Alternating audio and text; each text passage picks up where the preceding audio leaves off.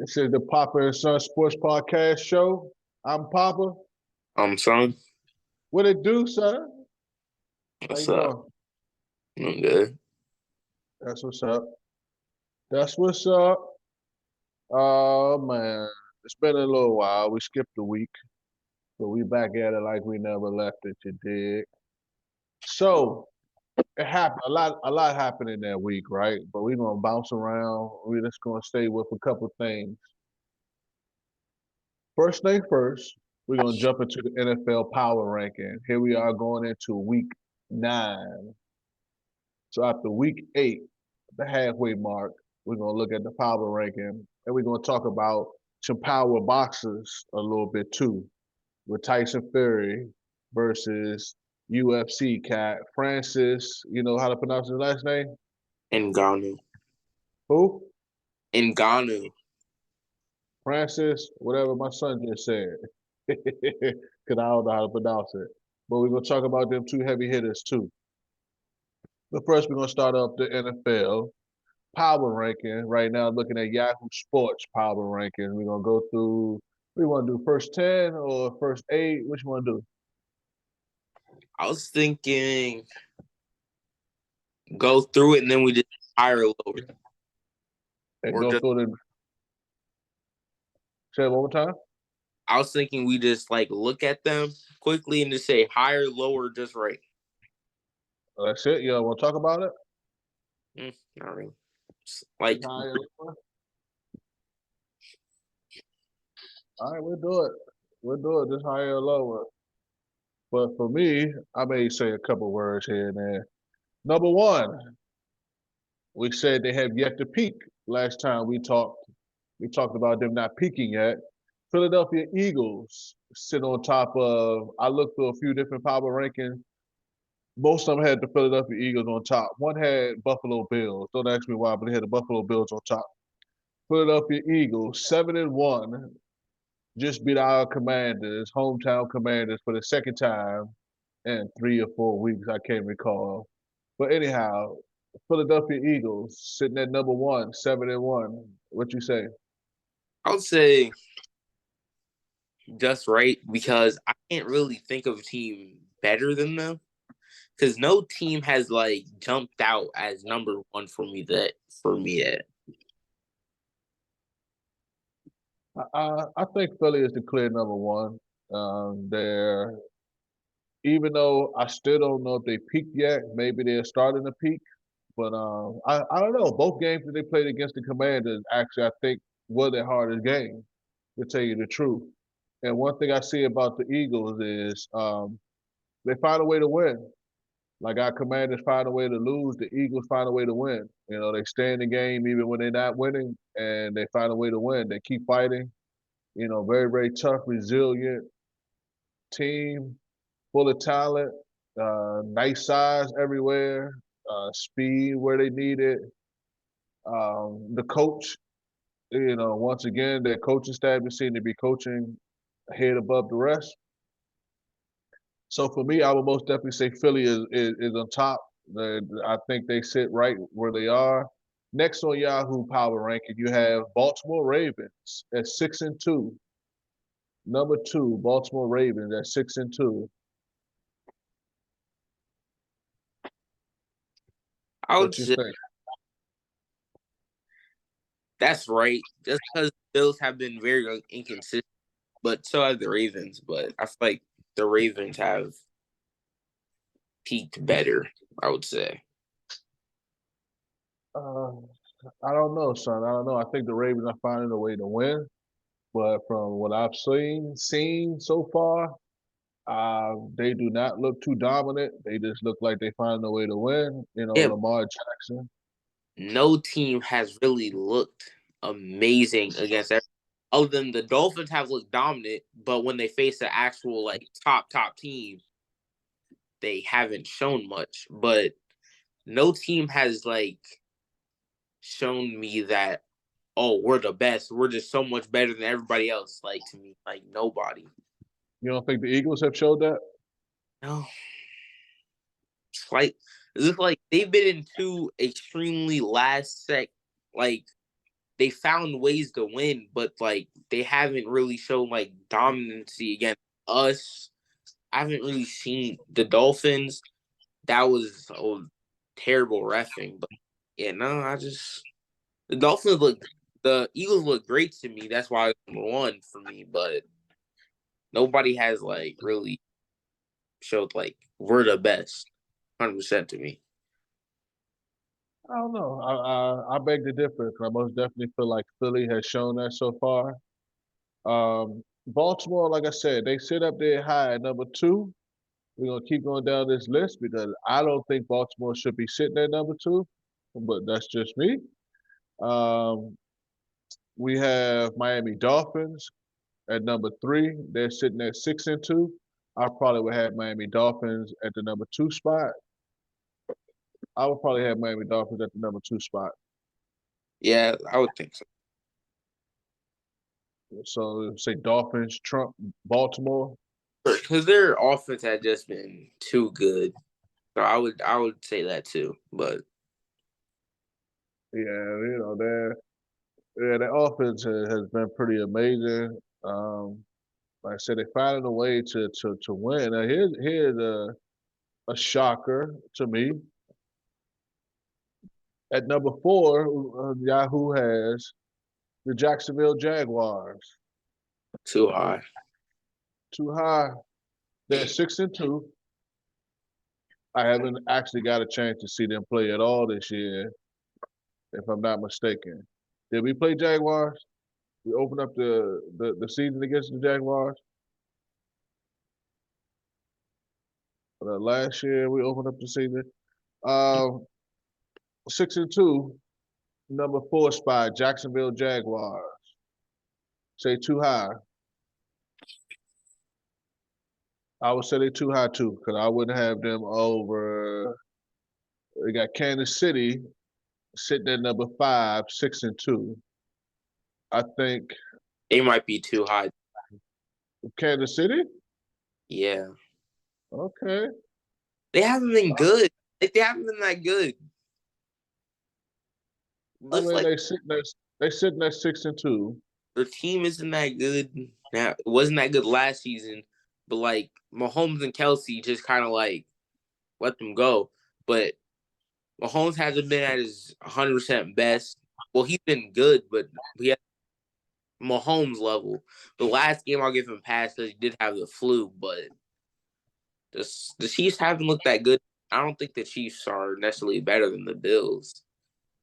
Kind of surprised me the Bills haven't popped up yet, even though they haven't been good this past week. Yeah, this is Yahoo Sports. I think I did see a different one with the power ranking, but it's just gonna go. But this is Yahoo. I would have put Kansas City above Jacksonville. I would have put Kansas City above Jacksonville. They would have been Kansas City probably would have been my number three.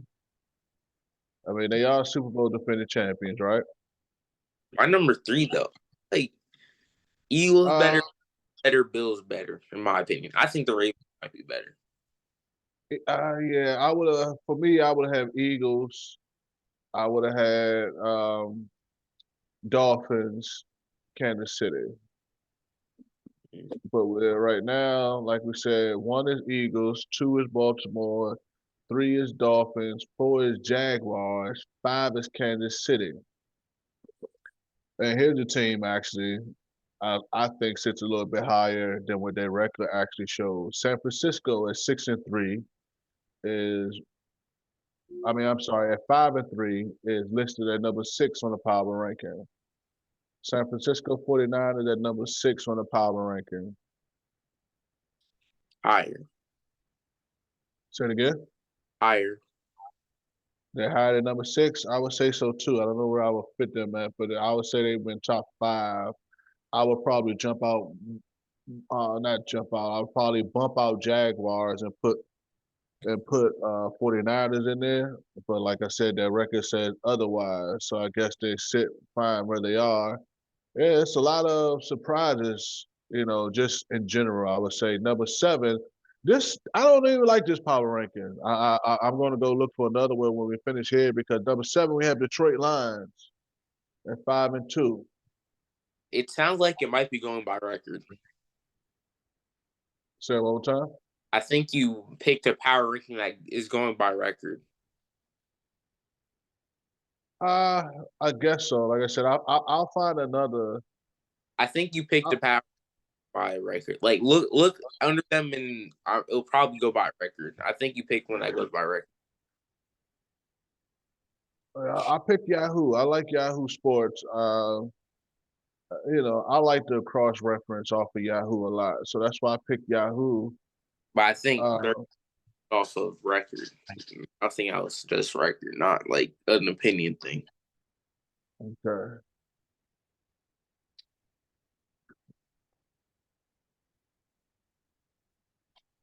See here, we're gonna stay with Yahoo. Then I'm gonna flip over to NFL Neil somebody's. But at 7 we have Detroit Lions. And then they have 8 Dallas Cowboys. I'm sorry, Dallas Cowgirls at 5-2. Dallas Cowgirls at number 8 at 5-2. What you say? Um, yeah, They should be in the top 10. yeah. I can see that, I guess. They're performing like you talked about yesterday. Yeah, like you talked about yesterday when we was watching the game. Not the Cowgirls game. I didn't watch the Cowgirls game, but like you were saying when we was watching the game, we was watching football yesterday. You were saying they do come up and win the game they're supposed to win. It looked So dominant games that they should win, but the games that they should be able to compete in, they look kind of trash. But yeah, they're a little shaky, little skirts. Number 9, Buffalo Bills at 5-3. So Buffalo belong at number 9, higher or lower? it'll be higher. I think so too. And then we have number 10, Seattle Seahawks. About They right. sitting at 5-2. They're sitting at 5-2. That sounds about right. Okay. At 11, we have Cincinnati Bengals at 4-3. Yeah. I think the Bengals, just because how they started, they'll be there, but I think they'll climb. Joe Burrow, like, finally looks like fully healthy. He was running. They look really good that game. They look really good against the 49ers, which is great defense, but they kind of got, they're, the Bengals were doing their thing. Yeah, I would have to put them in the top 10 just off of um, reputation, I would say, off of what they've done off the past few years and what they are projected still to do, I think. And at number 12, I'm surprised they have a winning record. It's been a while. New York Jets, 4-3 with Zach Wilson under center. Lower. Lower? Yeah, I would say so too. At 13, we have the Minnesota Vikings at 500, 4-4. Probably lower. At 14, New Orleans Saints at 4-4.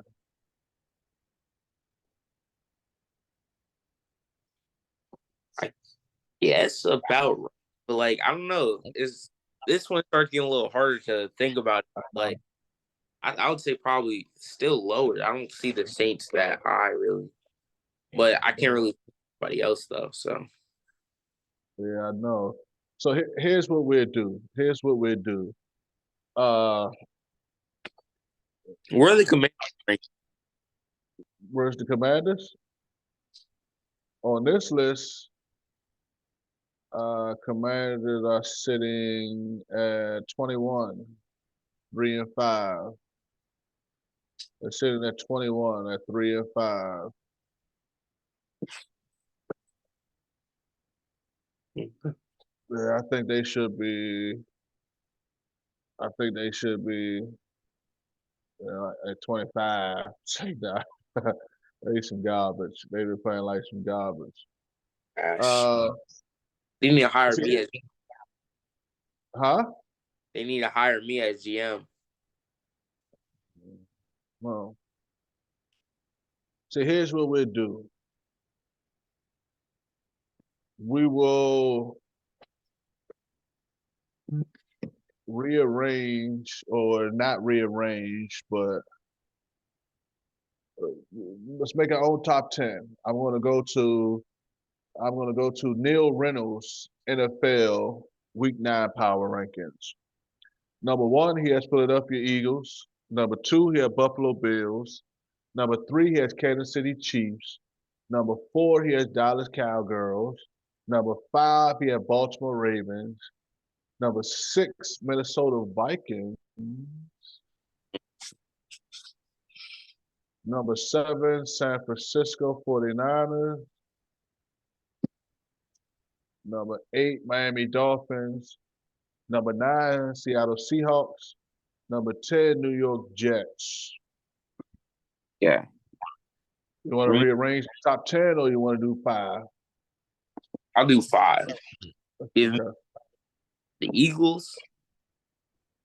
Give me the Dolphins, Okay. the Bills, the 49ers, and then hmm, for me, and then the next one's either Chiefs or Ravens. Say it one more time. Then the fifth one is either Chiefs or Ravens for me. I guess I'll give it to Chiefs. Okay. I'll keep Philadelphia at number one. I will take, huh? I'll take Miami at number two. I will take, uh, so give me Miami at number two, Philly at number one.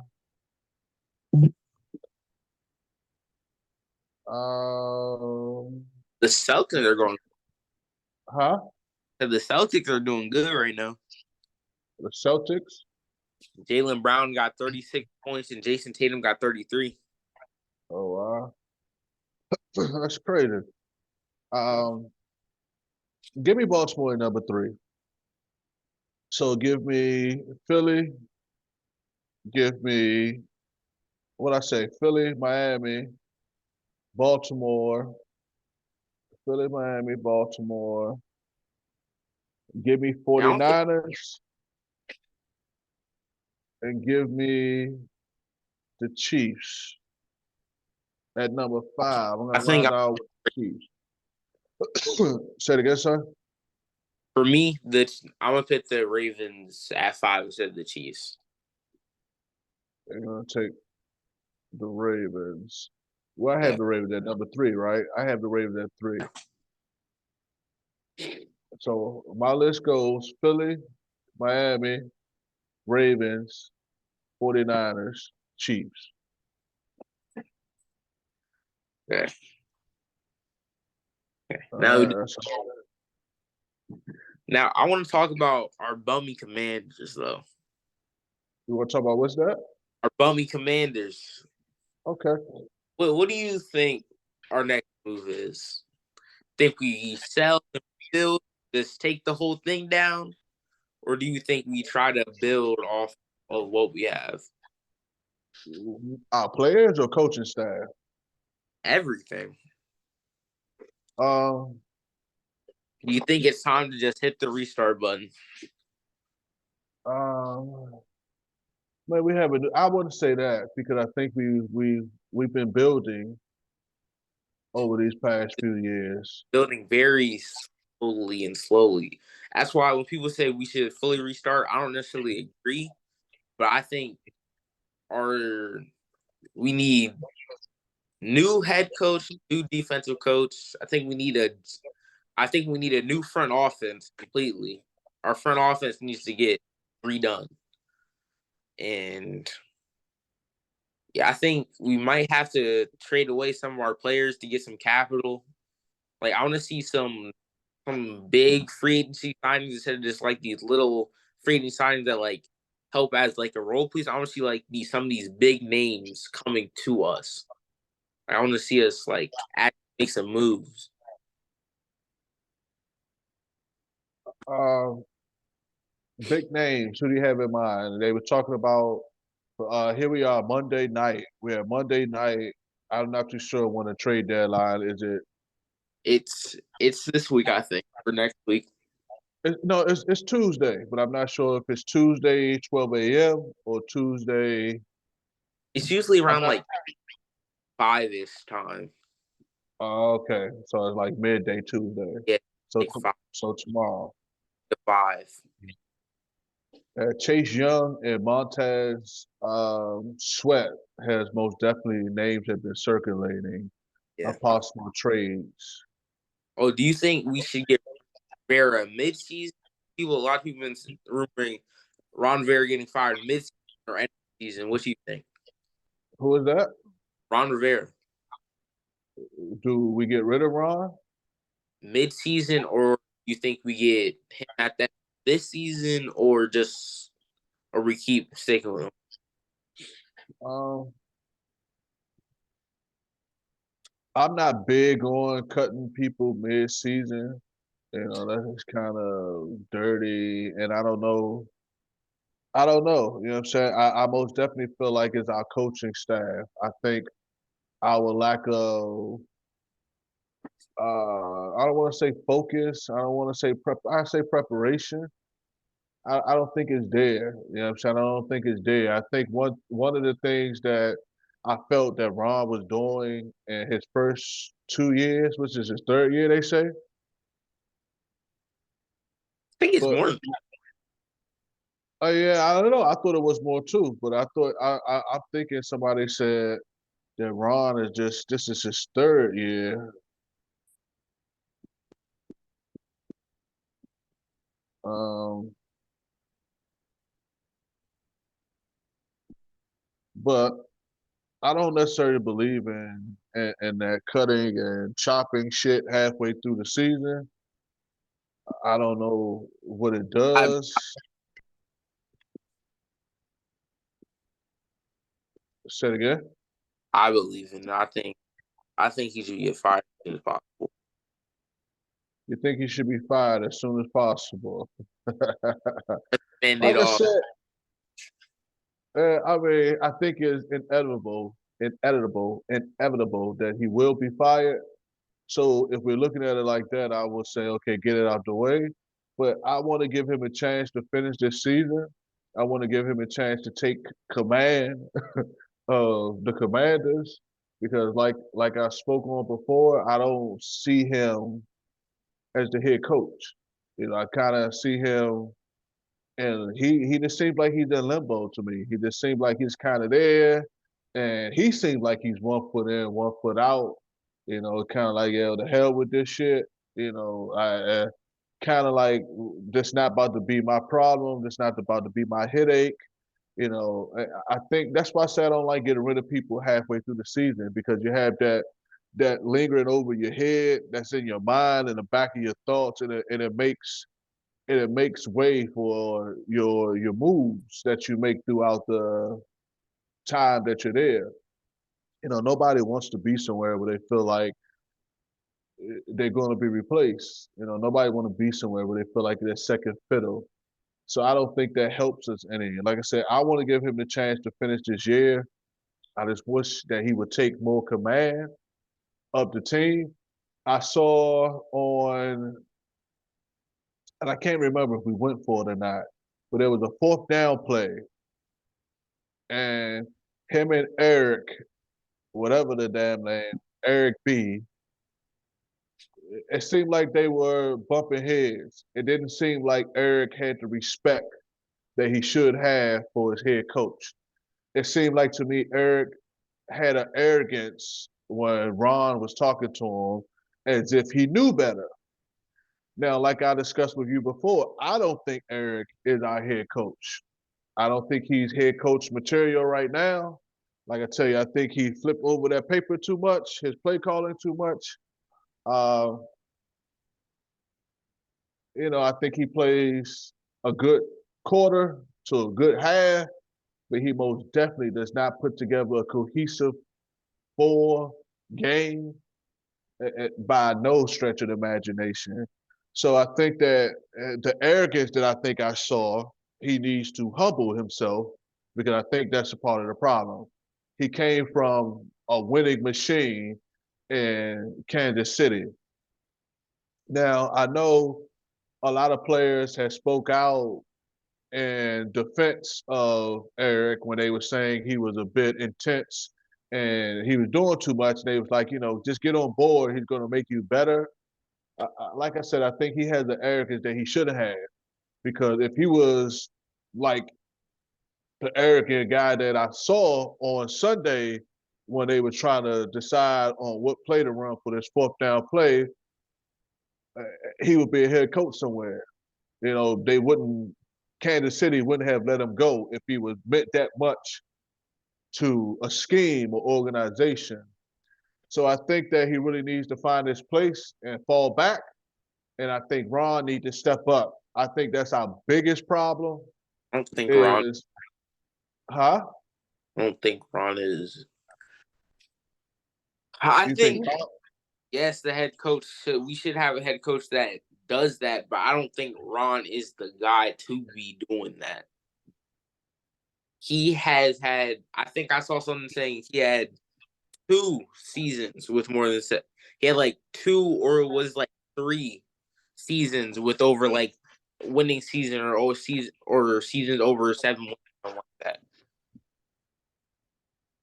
Yeah, I mean, look, I'm not saying Ron is doing great. I just don't like pulling the plug halfway through.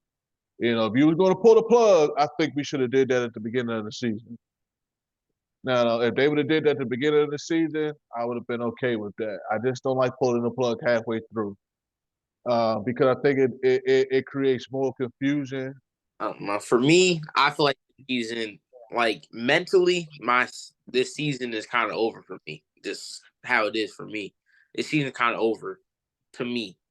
Like while there's still a lot of time to be played, I feel like I'm watching the same stuff as every single year.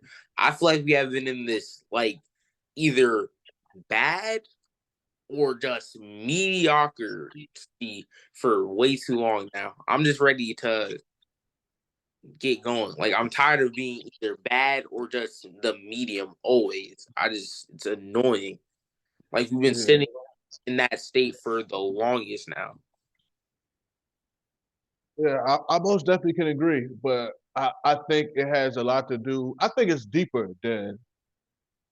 I think it's deeper than the coaching staff. I most definitely think your coaching staff, just like any leader, it is their job to prepare you mentally, physically, emotionally, just prepare you and have a belief in what you're doing as a whole, as a unit. One mind, one body. And like I said, I don't know if they are there. I don't know if they are there. Not only on the coaching side, but on the player side. Um, we're sitting at 3-5. So the season isn't actually over by a long shot. We have more than enough games to string together a win streak and do something special. I'm always going to hold that possibility. I'm a very optimistic individual, even though I can be pessimistic. I'm a realist, and being a realist, I want to say optimistic most of the time. But yeah, son, I think there's something to do with the state of Washington D.C., the city, and the surrounding area within itself. Baltimore is right up the street from us, but I think Baltimore has long had an identity, before Jackson, they've had an identity. Baltimore always kind of had like this tough nose, grind it out, win on defense, do just enough to get by on offense. They don't play spectacular ball. They play good ball and they don't make many mistakes. They don't shoot themselves in the foot a lot. And I think when we're talking about Washington, the city plays a lot into the players. I think we are a thriving business city, a thriving entertainment city, and we're small, but there's a lot to do. And I don't think that the players mentally prepare themselves. It's kind of like when people talk about playing in New York City or Los Angeles, or I don't think they prepare themselves for the stage because they think Washington D.C. a smaller city, but it's the most powerful city in the world, and I don't think we prepare ourselves. I don't know if work is our mindset. You know, I think it's play first. You know what I'm saying? I think we are, the same. Work hard, play harder. I don't know if we work hard for us to play as hard as we have historically players have played. And that's just football team and basketball team. Both have struggled with balancing out work life, entertaining life, the city life. But I don't want to pull it. I wouldn't pull it just yet. Uh, let's see what happens. Like I said, 3-5, we could have won both times against Philly, really. And who else? There's another team in there that we could have won against. So we most definitely can be like six. I wouldn't pull. We could be 6-2. 4-3. But we're not. That's the problem. Those losing to the Bears and Giants is just not it. It's not. Yeah, yeah, but that goes into when I say preparation. That goes into when I say discipline. That goes into when I say like just not mentally being there. Like It's like this week we dropped 30 something points versus the Giants, a way worse defense, a way worse team overall, a bottom tier offense this season. We dropped 7 points on. Like that just doesn't make sense. It doesn't. It doesn't. it doesn't make sense. It doesn't make sense at all. But that's what I'm saying. It's like that's exactly what I'm talking about. I think they have to mentally prepare themselves, physically prepare themselves as well because they be getting burnt and tired out and everything like that. But I just don't, like I said, I think in this day and time, just being a celebrity, a sports star, entertainer, in the limelight in general, I think we get it confused because just like, you and I, we can cut on our cameras, we can cut on our, and make videos. And I don't know, son. I really think that once the Commanders set a tone, that's what I was saying with Ron. I felt like when Ron first came in, he was setting a tone. Like this is a work environment. We come here to work. We come here to win. We come here to be disciplined. We come here to like I said, to enjoy the fruits of our labor, not just because we get paid millions of dollars, but to actually enjoy the fruits of our labor from winning, from doing what we're supposed to be doing. Not we. I'm just using put my that third person, but doing what they're supposed to be doing, and then go party, and then go have fun with the girls and the ladies, and feel like a celebrity and everything like that. I just don't. I just don't think that in this day and time, a lot of individuals sometimes are really there for the craft. I think they're there for the show and not for the craft.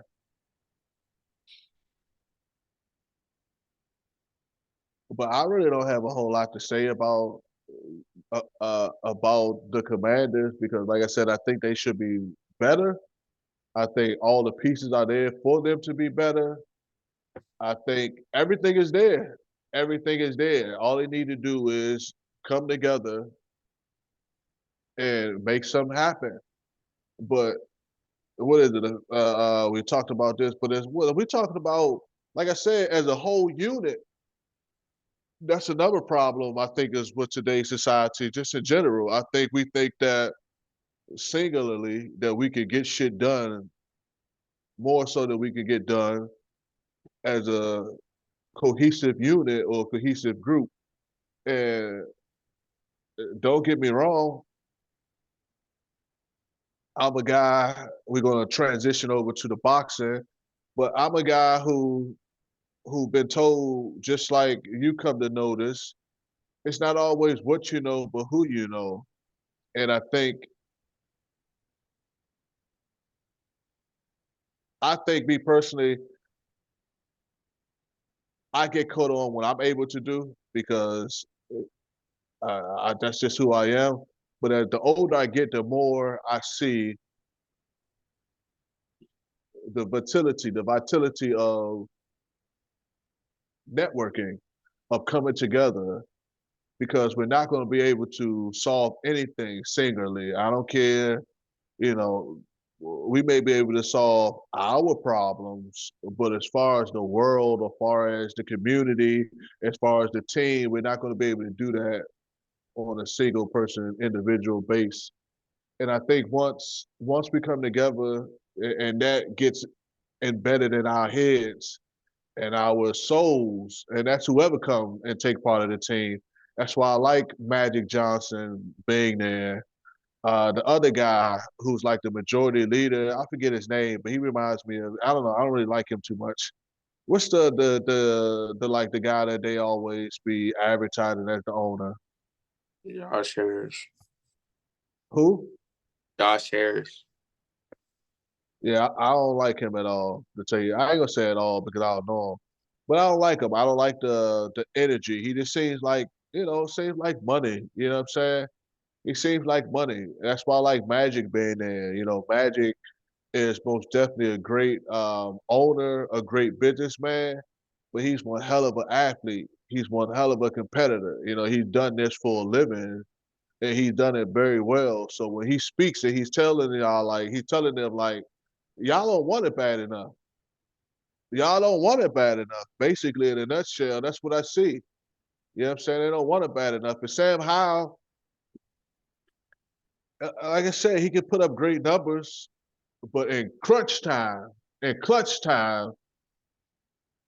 I'm not talking about at the end of the game because we've seen Sam make end of the game drives and score touchdowns, and we've seen him do that. But I've seen him break down in between there. He'll start off hot, break down. Have a good first quarter, a good second half of a second quarter. Terrible to open up the third quarter.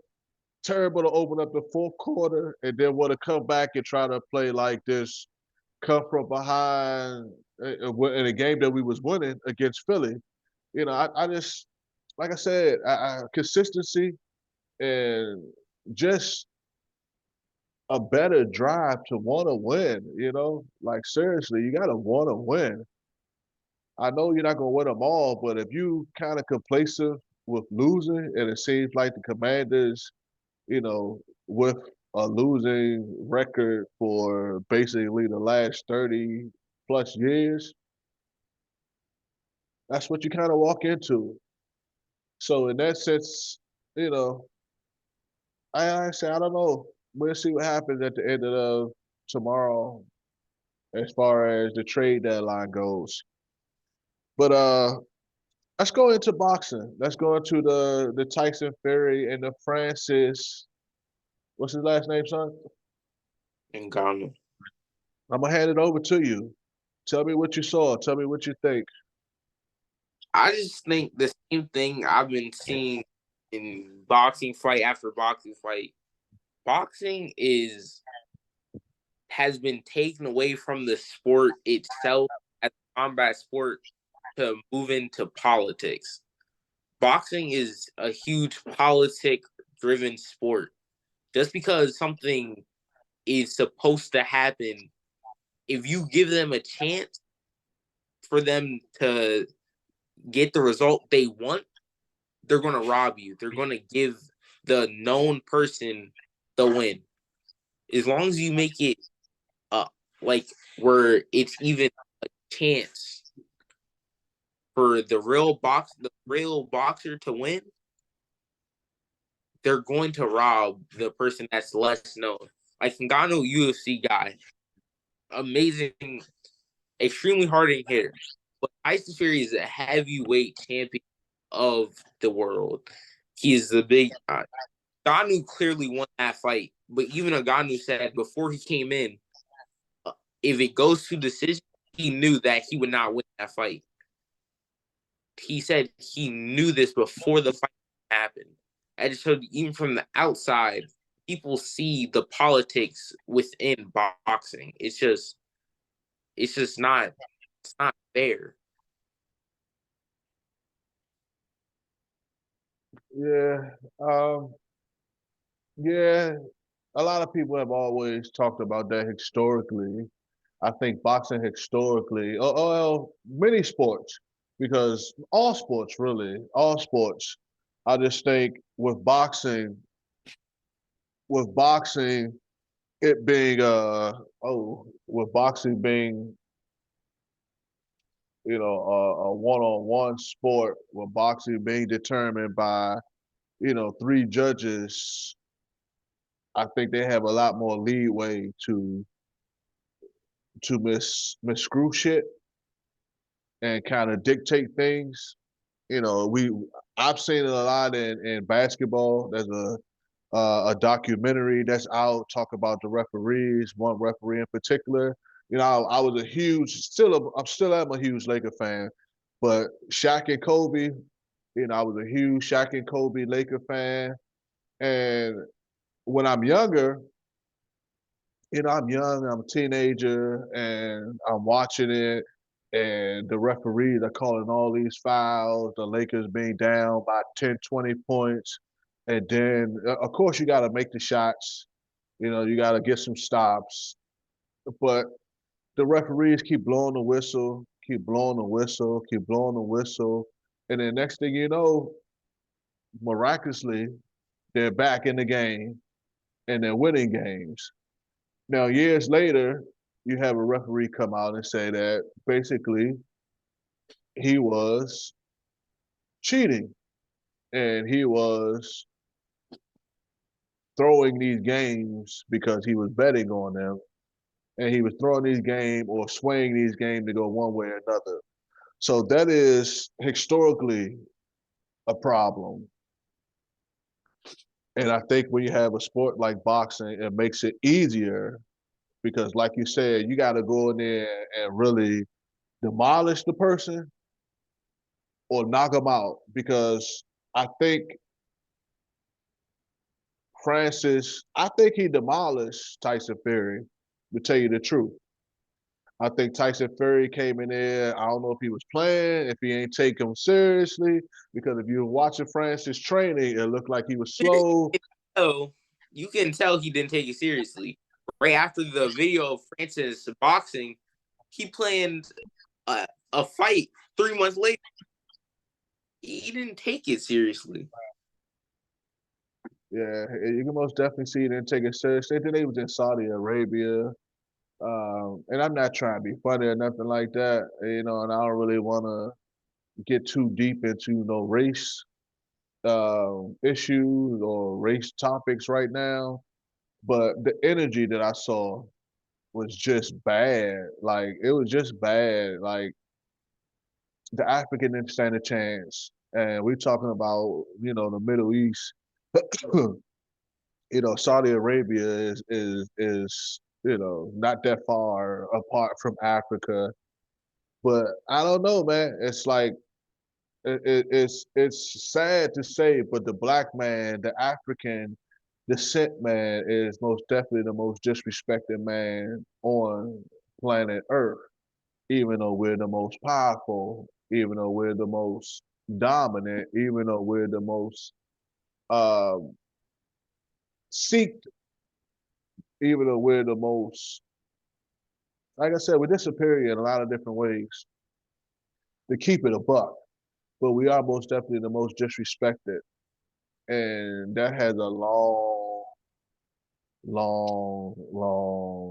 doing of white supremacy.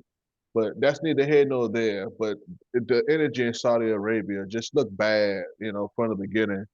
There was no way that they were going to let um, Francis come out as the winner against Tyson Fury, because you also got to put in perspective. Not trying to be funny, but boxing, or just like most sports, just like most things, are really dominated by blacks.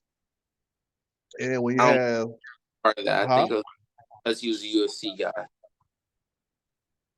I don't know, son. I don't And know, because even with even with when he fought Wilder, that first fight when he fought Wilder, that again they went to it was actually a draw, not a decision, but a draw.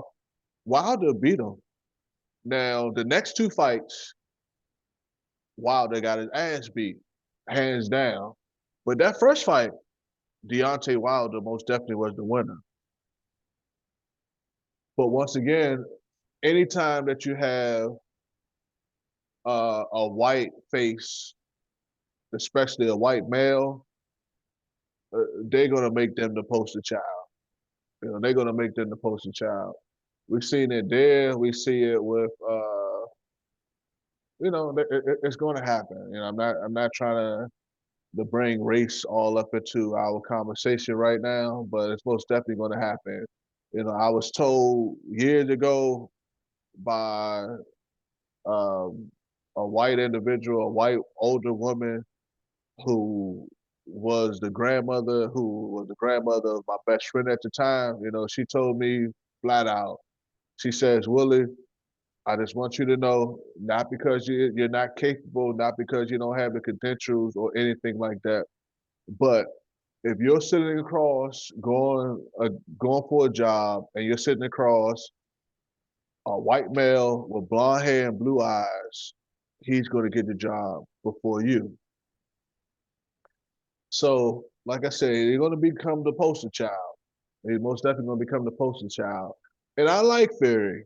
I like Fury, and because I don't see any boxer that could beat him. But I thought Francis had a good chance to beat him before this fight even started. He's a big guy, strong guy, fearless, disciplined. Put his head down and go to work. He don't really talk too much. He don't really play too much. I thought he had an excellent chance to do exactly what he did, and that's beat Tyson Fury. Now, what he didn't do is outbox Tyson Fury. He outfought Tyson Fury, but he didn't outbox him. And when you're going to go on points, a point scale, you're going to go on those politics that we talked about earlier, then, that's going to go in Tyson Fury's favor. I seen Tyson Fury throw that elbow. He was throwing some dirty shots. And at the end of the fight, Tyson Fury looked like he was in a fight. And Francis did not. You couldn't tell that Francis was just in this heavyweight bout.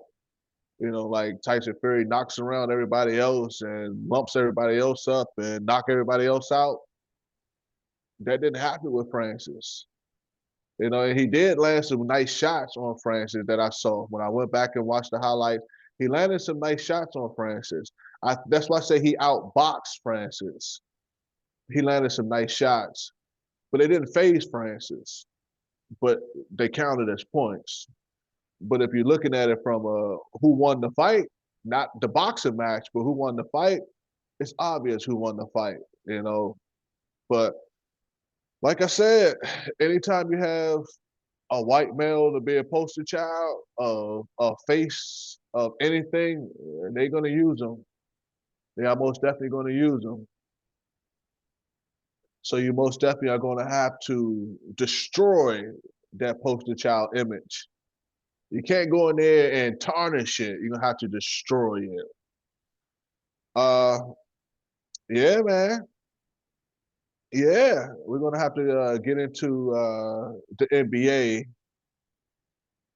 when we jump back into it. When we jump back into it, we had to get into the NBA because I want to kind of like give a real in-depth look into that. But anything jumping out to you right now in the NBA? You said Boston Celtics are doing well, 36-30.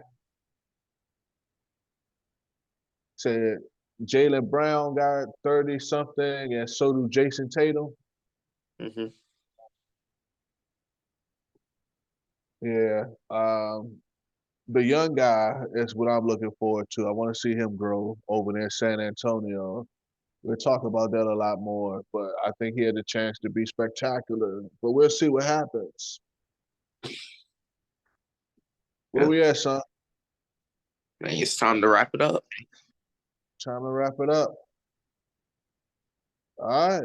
This has been the Papa and Son Sports Podcast Show. I'm Papa. I'm son. And we are out of here, baby, baby. Deuces.